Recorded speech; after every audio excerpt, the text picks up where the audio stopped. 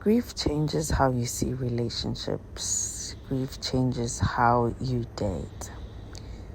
You no longer look for the things you used to look for in a partner before you lost your loved one, because grief steps in the conversation.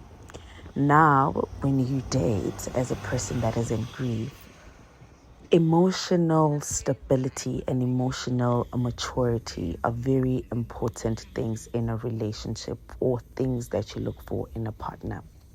Because the truth is, you get tired of honestly explaining why you're not okay, why you're sad, why, you wake up, your mood is different, your week is different. You don't actually want to be with somebody where you constantly have to explain and they don't get it.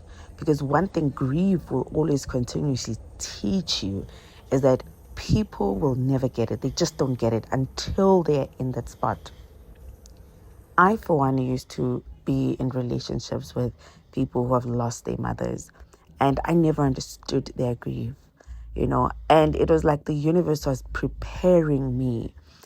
And it is in this point I'm in that I look at their pain differently. At some instances, I might have been a little, detached to their grief because I never understood, like so many years. It's the same thing with my partner. He's in grief. I'm in grief. His mom passed in early 2000s and it still hits him. The worst thing you can have as a partner is a partner that takes things personally. You didn't return my calls. You didn't return my text. You are different. You've changed. And it hurts. That thing hurts. But when you are in a relationship with somebody who is emotionally stable and emotionally mature, they do not take it personally. And if you're watching this and are in a relationship with somebody that is in grief, please don't take anything personally. You are literally in a relationship with somebody that is trying to survive from day to day. Somebody that doesn't know if they're coming or going. Somebody that doesn't know if, that doesn't even know themselves. So taking things personally will be at your detriment. But if you choose to look at things differently and be supportive amongst everything else, the relationship will then gradually make sense, instead of trying to say, oh, when 3 months you're going to be fine. 3 years, it's been such a long time. You will stop invalidating that person's grief and start validating them more. But in my relationship, I felt like being in a relationship with somebody who understands grief has made my walk in grief a little more different. So support, love, and not taking things personally, emotional stability and emotional maturity go a long way.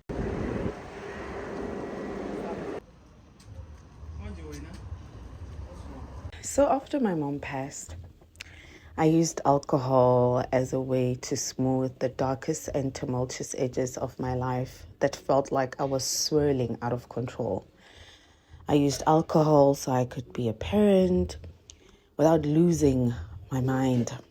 I used alcohol to dull the intense anxiety, fear, and pain that comes after you lose your person. Even if it's just for a short while, it gave me a sense of everything is okay, even though it wasn't. Indlu yomuntu ngasekho iyasinda. Those of you that are going through grief and have lost parents, or you were living with somebody, there's just a heaviness that comes. There are instances whereby you feel like you are seeing them, especially at night. I remember, there's been instances where I feel I saw my mom sitting on her favorite spot in the house. So for a good month, I slept with the light on in the kitchen and a candle. Any little shadow I see, I would just have that anxiety or fear. And I know you might be listening to this and saying, but Mpho, that's your mom. Yes, it's my mom, but I have never experienced that much closeness of having a loved one to depart on my end. So we were literally living together. So I did not know what to expect, and I don't know. It's just grief. Let me just put it in capital letter. It's grief. This anxiety, fear that you have, it's just a weird, weird feeling. And I wanted anything to, in quotations, take the edge off in terms of me being able to sleep, because being a lali, I would have nightmares, and my nightmares would always be around of her birthday, anything that happened around that time, me trying to help her, she would wake up in the dream sometimes, dreaming about a funeral, dreaming about, it would just be a continuous process of the same thing that would happen over and over and over again. I've had conversation with people that lost their moms, and they would tell me that, yo, Mpo, you're so strong. Day one, you've already, adjusted, and you're sleeping peacefully in the house. But it wasn't all that. I appreciated having my kids around, because that little company made a little bit of difference. But but for me, alcohol was my escape, and the sleeping tablets added. So I tried this alcohol, that alcohol, until I landed on Hunter's Rye, which was literally the first cider. Funny enough, it was the first cider I had in my life when I started drinking. And it made sense from 1 to 2. And I don't like the can. I don't like the dampi. I prefer ingutu, because that would actually make me sleep. So I went from drinking 1 gutu a night to 2. So you can count from August last year. That has been my pattern. And it's just been like that. It is so weird that I still have the bottles, although I still drink my others dry. My ngombi on. I need to clean out my mom's cupboard and actually put real food in there, because this is a reminder that I just buy stuff for the kids, and me, I don't eat. I just consume so that I can cope. Grief. Okay, so grief is like depression. So today I went from I'm tired of sleeping, because I've been taking sleeping tablets again. So I felt like I'm tired of sleeping, I'm tired of being sad, I'm tired of being angry. And I just dressed up, got up, ran a few errands, went to the home affairs. Life's so private, y'all don't know I'm married. Just kidding. I had to go print Zweli's birth certificate. My previous helper stole my kid's certificate. Like, I'm so annoyed. She left Leisha's because Leisha's was in a different place. So it's missing, and she's the only one that was here. And after she left, honestly, she took some of my stuff, my clothes. Like, I'm still judging her though. So I will get into that on another day. But how do I feel today? I'm just okay. Tomorrow is my birthday. I don't really know how to feel. I'm working tomorrow, so I just feel like I just want to go to work, come back, cook for the kids, and then just going to bed. There's honestly nothing I see myself doing. Life has just become boring.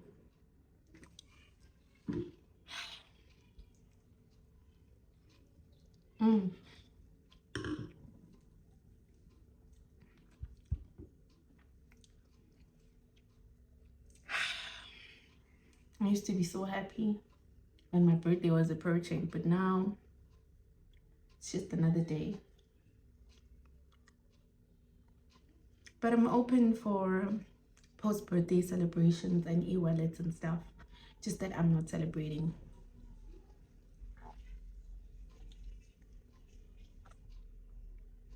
Many people self-medicate during the grief, some aware and some unaware that they're self-medicating. It's like putting a pacifier to the pain. And most people do it through drinking, doing drugs, shopping, binging, eating, binge eating, restrictive eating, overworking, over-exercising, cigs, sleeping excessively, TV binging, doom scrolling, The list is countless. And for me, drinking, sleeping excessively, binge, binge and restrictive eating, and yeah, those were my, those are those are my comfort spaces. And if I'm not feeling well, I'd run to food, stuff my face, drink, then I'd feel a little bit better. What I want to be honest and transparent to you about is that grief is a roller coaster. When you allow yourself to feel, allow yourself to go through the pain. I checked myself into a wellness center because I felt I was not getting the support I needed for myself. When you feel you need support, go get support. I'm doing better than I was a month ago. And get as much help, even if it means buying antidepressants, if it means doing something that is gonna, because it can be hard. Grief is exhausting. It's physically exhausting. You get tired to a point of you get tired of being tired. So don't spiral out of control while you're self-medicating. But if you are self-medicating and watching this, I am really sorry. You will be okay. You will come out of that and find better ways to cope with your pain.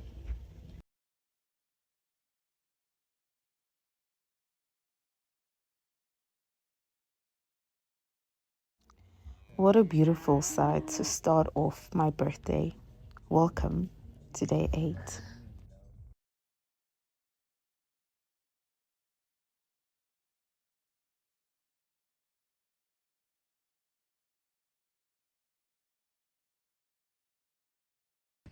Morning, guys. It's my birthday today, but it is cold as hell. I'm working today and at the river. This is me today. I'm looking so tired because I am tired. I'm already done working. I've been coming here, I don't know, for so many times. I'm just drained. I'm exhausted. I think the one thing that we don't talk about a lot is how draining closing work can be. Like, I'm drained. I'm so tired. I honestly wish I can just sleep for like a full day. And ngiyabanda guys, ayikho abantu ababhora njengabantu abamoshelana impilo, abathakathayo, abayenzani, because this is the life. You have to come here sikugeze sikususe yonke into yakho. So abantu abaleyo bayangena. So I'm waiting for my client. They're coming. And yeah, my day is about to begin. Woo, happy birthday to me. Then you have a mimosa. Maybe it's on kickstart anyana.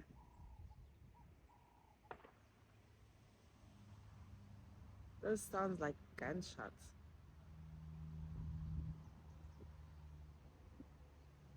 What if somebody's being killed here?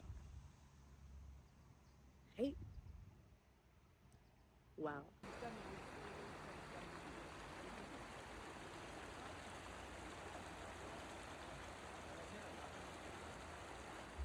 Lucy work is so draining. Like, this is a job I can't quit. If I could quit, I'd honestly take my blue card and just quit. But it's hectic. So after working, I drove home with literally no plans in my mind except for my birthday blues. And as soon as I got home, the birthday blues got worse. Celebrating your birthday after you lose a parent is an out-of-body, heart-aching experience when you remember they aren't there. You try to distract yourself until it hits you. You can't hear your voice anymore. You can't see them today. You realize you're getting older, changing, growing. Without the one person who brought you into this world, you know they are with you wherever they are, but you just wish they could just still be here, just to talk, just to laugh with you, make memories with you on this special day. Not just this reality of having to picture old memories in your mind or trying to remember what it sounded like when they sang happy birthday to you.